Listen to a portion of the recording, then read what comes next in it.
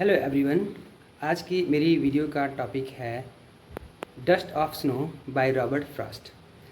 ये poem high school की poetry section की पहली पोएम है और इसके आगे हम बाकी सारे पोएम्स की एक्सप्लेनेशंस आपके लिए लाएंगे। तो ये मेरा प्रयास है कि पोइट्री सेक्शन कई बार बच्चों को समझ में नहीं आता है, लेकिन ये बहुत ही इम्पॉर्टेंट है और 11 मार्क्स का आता है बोर्ड एग्ज़ाम में। तो इसको आप अच्छे से समझने के लिए इस वीडियो को लास्ट तक देखें।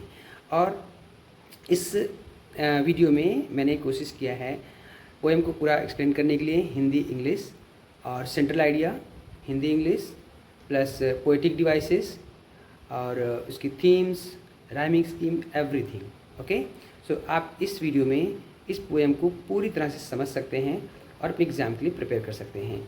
इसमें जो एग्ज़ाम्स में आते हैं, मतलब आप को पोएम की लाइंस लिखने के लिए आ सकता है या सेंट्रल आइडिया लिखने के लिए आ सकता है, जैसा आपको पता है। तो चलिए बिना टाइम वेस्ट किए स्टार्ट करते हैं। Dust of snow by Robert Frost. Introduction. Dust of snow एक छोटी लेकिन अत्यंत प्रभावशाली कविता है। इस कविता में कवि रॉबर्ट फ्रॉस्ट बताते हैं कि जीवन की छोटी सी घटना भी हमारे मन और सोच को बदल सकती है। एक कौवा क्रो जब हेमलॉक वृक्ष से बर्फ झाड़ता है तो बर्फ कभी फिर गिरती है और उसका उदास मन प्रसन्नचित्त हो जाता है। तो इस पोएम के माध्यम से कवि ने ये बताया है कि छोटी सी घटना भी हमारे मन को अच्छा कर सकती है। तो चलिए हम यहाँ पर पोएम को पढ़ेंगे, ध्यान से देख सकते हैं। The way a crow shook down on me the dust of snow from a hemlock tree has given my heart a change of mood and saved some part of a day I had rued।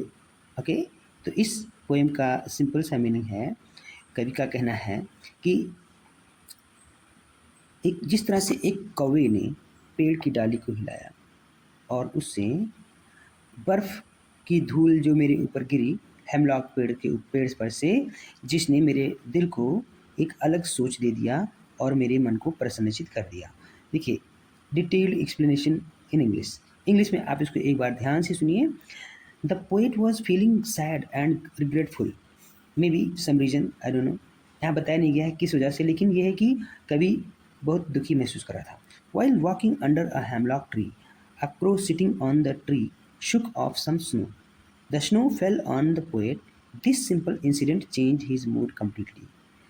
The poet realized that even things generally considered unpleasant, a crow and a hemlock tree, can bring happiness and hope. The incident shaped the remaining part of his day, being wasted in sadness and regret. The poet highlights the healing and transformative power of nature. Okay, now listen explanation in Hindi. Okay, listen carefully. कवि किसी बात से दुखी और निराश था। वह एक हेमलॉक वृक्ष के नीचे से गुजर रहा था। तभी उस वृक्ष पर बैठे एक कौवे ने बर्फ को झड़का, जिससे बर्फ के छोटे छोटे कण कवि पर गिरे। इस छोटी सी घटना ने कवि के मन को बदल दिया। उसका दुखी उसका दुख दूर हो गया और वह प्रसन्न हो गया। कवि यह संदेश देता है कि जीवन में छोटी सी सकारात्मक घटना घटना भी हमारी सोच और मन स्थिति को बदल सकती है। तो ये है इसका Hindi explanation। Okay, now central idea।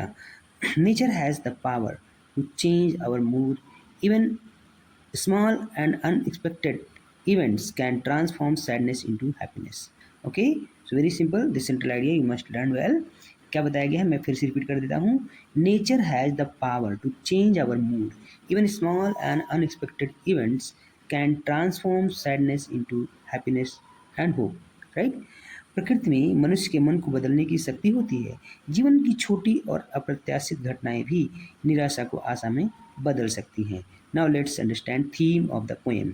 Theme of the poem: power of nature, optimism, आशावादिता, पॉजिटिव थिंकिंग, सकारात्मक सोच, इम्पोर्टेंस ऑफ स्मॉल मूवमेंट्स, छोटे पलों का महत्व, poetic devices, alliteration, repetition of a consonant sound, has given my heart, H sound repeated. Next, symbolism. Crow usually symbolizes bad luck. Hemlock tree, symbol of sorrow and negativity. Dust of snow, joy, freshness, positive change. Imagery used in the poem. The poet creates a visual image of snow falling from a tree. Okay, so in this way, there are three poetic devices used in this poem. Okay, hold on. Okay, यहाँ पर आपको alliteration, symbolism और imagery, three poetic devices या figures of speech use हुए हैं। Next, rhyme scheme. A B C D. How is A B C D? I am telling you, listen carefully.